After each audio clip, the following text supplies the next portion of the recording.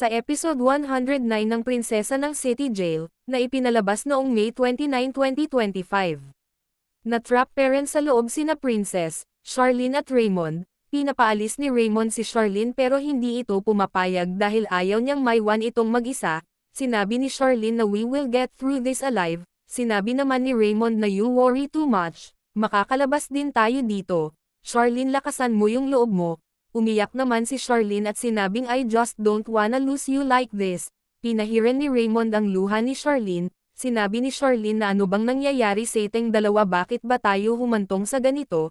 Raymond, wag kang matulog, stay with me. Sinabi naman ni Raymond na whatever happened to you I just want you to know I never stop loving you.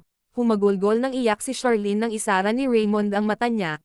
Sumigaw si Charlene ng tulong habang sumisigaw din si Princess. Narinig ni Princess ang boses ni Charlene kaya mabilis niya itong pinuntahan, at niyakap ito. Sinabi ni Charlene na buti dumating ka.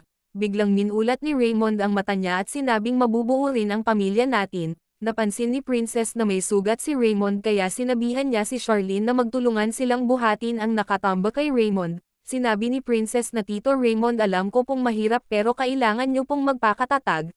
Sinabi ni Raymond na napakabata mo pa, Princess, pero ramdam ko yung conviction mo nung sinasabi mo yon. Sinabi naman ni Princess na Tito Raymond, bata pa lang po ako, marami na po akong napagdaan ng pagsubok.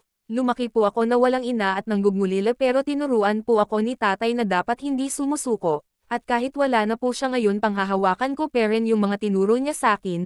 Sinabi ni Raymond na napakaswerte niya nagkaroon siya ng anak na katulad mo. Sinabi naman ni Princess na maswerte rin po ako, Tito Raymond, dahil kahit papano nagkaroon ako ng tatay na katulad niya kahit hindi ko siya kadugo. Sinabi naman ni Charlene na Princess, minsan wala sa dugo ang pagiging pamilya, kagaya mo, hindi ka man namin kadugo pero parang isang pamilya na rin tayo dito eh.